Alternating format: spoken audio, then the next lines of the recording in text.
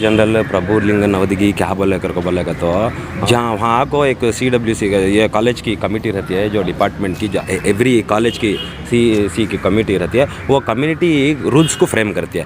When rules वो frame हो को इसके बारे में रूल्स फ्रेम नहीं करे, जैसा कि अब नो हमारे चेयरमैन साहब बोले इश्ताक साहब, वहाँ एक गाइडलाइंस रहता है हर कॉलेज में, हर इंस्टीट्यूशन में गाइडलाइंस रहता है कि क्या तभी यूनिफॉर्म चेंज करना कर को बोलेगा तो उसे 1 साल पहले पेरेंट्स को इंटीमेट करना, इन्फॉर्म करना अगर करना करो। बट यहाँ यूनिफॉर्म चेंज करने की बात नहीं है। स्काफ वो आपको किसी भी इफेक्ट नहीं करा, स्काफ डिफरेंट, वो आपको यूनिफॉर्म का पार्ट नहीं है। बट हमारे स्टूडेंट्स क्या बोल रहे हैं बोला तो हमें वॉच कलर जो कॉलेज का यूनिफॉर्म, स्कूल का यूनिफॉर्म जो भी है वो यूनिफॉर्म के हिसाब वॉच कलर का हमें स्काफ डाल रही सकर। यहाँ क्वेश्चन क्या कर को बोला तो स्काफ डालने से, हिजाब डालने से किसी तभी इफेक्ट हो रहा है क्या कर को? Nobody is affecting. Then वही अगर हमारी कुछ कारनामे से, हमारे कुछ काम करने से, किसी कोई स्टेटमेंट से, कोई हमारे कपड़े से किसी तभी तकलीफ हो रही है कर को बोलेगा तो देन वहाँ को इशू होता है। सर यहाँ हमारे स्काफ से किसी भी इशू हो रहा नहीं का तो यहाँ तक ले लगाने की वजह नहीं थी, फिर भी ये अननेसेसरी इशूज़ उठा रही हैं सर। गवर्नमेंट कमेटी जो है यूनिफॉर्म सेलेक्ट करती है, तो ये यूनिफॉर्म सेलेक्ट हो को अभी सेलेक्ट नहीं हुआ है, पहले सेलेक्ट हो को था। पहले से किसी को क्या भी तकलीफ नहीं थी। जब हमारे बच्चे स्कूल को जा रहे थे तो पहले से भी वो हिजाब डाल रहे थे। चंद बच्चे हिजाब डालते थे, चंद बच्चे नहीं डालते थे, तो किसी को उसके बारे में ऑब्जेक्शन नहीं था। अब एकाएक जो है, अब जो प्रॉब्लम है शुरू किए हैं इन्होंने कि भाई अब हिजाब नहीं डालना बोल गए, ये जो है एक पॉलिटिकल साजिश है। अभी जो है यूपी का इलेक्शन है, अब दूसरी जगह दूसरे 5 स्टेटों में इलेक्शन है। इस इलेक्शन को मुद्दा बनाने के लिए जो है ये यहाँ से कर्नाटक से इस बात को ये लोग आना उठाए। अब इंशाल्लाह हम अदालत के ऊपर जो है भरोसा है, ये एक फंडामेंटल राइट है कि भाई ड्रेस कोड, अपना मज़हब जो है हर आदमी उसका अख्तियार है कि भाई वो अपने मज़हब के ऊपर अमल करे। तो हमारा मज़हब जो है हमको अहकाम दे रहा है। अब ये अहकाम जो दे रहा है ये सबके लिए कंपलसरी है, और कौन मानता है कौन नहीं मानता ये उसके ऊपर मुनसर है। ये तो है कपड़े की इजाज़त है, हमको इजाज़त है, वही तो हम लोग आर्गूमेंट कर रहे हैं। और इंशाल्लाह हमें उम्मीद है कि कोर्ट से हमको रिलीफ मिलेगा। कंटिन्यू हो सकती है छुट्टी, ये कोर्ट छुट्टी कंटिन्यू हो सकती है जब तक ये डिसीजन आने से हो सकता है। इंटीरियम ऑर्डर भी मिल जाएगा।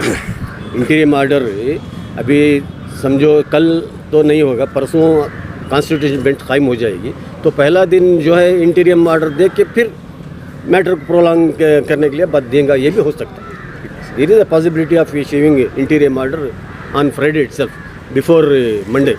Thank you sir, thank you. Matter फिर पोस्ट हुआ था, कल डिटेल में आर्गूमेंट हुआ था, कल the entire day the matter was argued, today it was posted for further arguments. While today hearing the arguments, the court came to a conclusion that since the matter constitutional importance is involved, the matter has to be referred to a larger bench. So all the advocates who were appearing on either side have agreed to the reference of the matter to the larger bench, since it is a matter of constitutional importance. Thereafterwards, the court wanted to decide regarding interim relief also. For that also, the court came to a conclusion that since the matter is being referred to a constitutional bench, so the constitutional bench may take a decision on that interim order also. Sir, जो advocate general प्रभु लिंग है उनके तरफ से क्या points रखे गए अदालत के सामने? All the points which they, according to them, they say that it does not come in the way of a student of the rule which the government has brought, stating that it is not a religious matter. What the matter is considered is whether a hijab is a part of a religious matter or it is an attire of the uniform. So now this has to be considered. For this, it has been referred to the constitutional bench. Sir, according to the education act of 2008 एक ये भी point उसमें आता है कि during the academic you can not change the dress code. Yes, this is a matter which is referred in the Regulation Act, stating that if the institution and the managing committee are of the opinion to change the uniform or the attire of the students, they have to give notice to the parents of the student, and it has to be done 1 year prior to coming to the conclusion to change the dress. So in this case, that has also not happened. In the midst of a year, suddenly they come up with the issue of hijab, which the students have been wearing for the past so many years.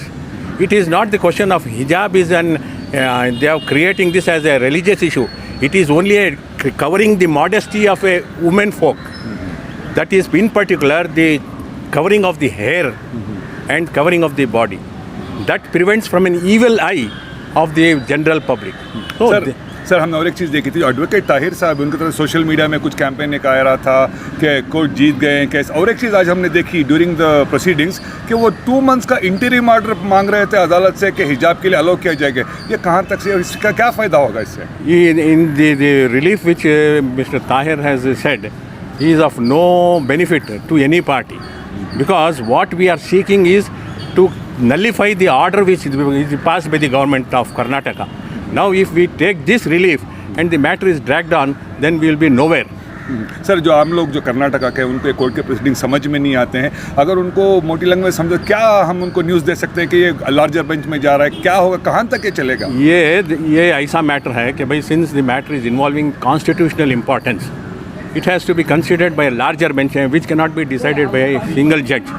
So आवाम के लिए ये इत्तला देना चाहिए कि भाई since the matter constitutional importance है, जिसका परिणाम, जिसका result will be binding on the entire community. So for that purpose a larger bench has been constituted and that will consider all aspects of the matter without hurting anybody's feeling. Sir सबसे important सवाल ये पैदा होता है कि जब तक ये लार्जर बेंच नहीं बैठती है, मुख्य न्यायाधीश किसको बनाते, कितने, तो बच्चों का जो स्कूल को जाना उसके बारे में कुछ ऑर्डर कुछ किया? Now very important question which you have said is this, that the matter will be taken up on a priority basis. Since the government of in Karnataka has given holidays for 3 days, so we are hoping that the matter will come up before that period ends. Sir अगर Friday के दिन में अगर bench नहीं बैठती है तो decision लेने में कोई इंटरिम ऑर्डर पर कितना टाइम लग सकता है? No, 99% since the matter is very important, the matter will be taken up before Friday and it will be considered. Sir hopefully सबसे बड़ा प्रॉब्लम ये है कि पीयूसी के जो एग्जाम के डेट्स अनाउंस हो चुके हैं, जो स्टूडेंट इतना बड़ा मसला हो रहा है, अब लॉ एंड ऑर्डर का सिचुएशन है, इसके बारे में क्या कुछ अदालत ने कुछ कहा? That will be considered only by a larger bench. All these matters will be considered by a larger bench. Tahir साहब जो है ना वो 5 लड़कियों की तरफ से उडुपी के इशू में प्रेजेंट कर रहे हैं, कुंदापुर की तरफ से हमें कर रहे हैं, सेकुलर एडवोकेट फ्रंट की तरफ से, और शिमोगा के और भी कुंदापुर के जो लड़कियां यूपी APRC सबसे कर रहे हैं। उनको advocate, senior advocate supreme court के देवदत्त कामत को अपॉइंट किया गया जो आर्ग्यूमेंट्स को कंटिन्यू करे। मेन आर्ग्यूमेंट जो है उन्होंने किया है, हमारे तो वही कंटिन्यू भी करेंगे, अगला जो लार्जेस्ट बेंच, हाँ वही कंटिन्यू करेंगे।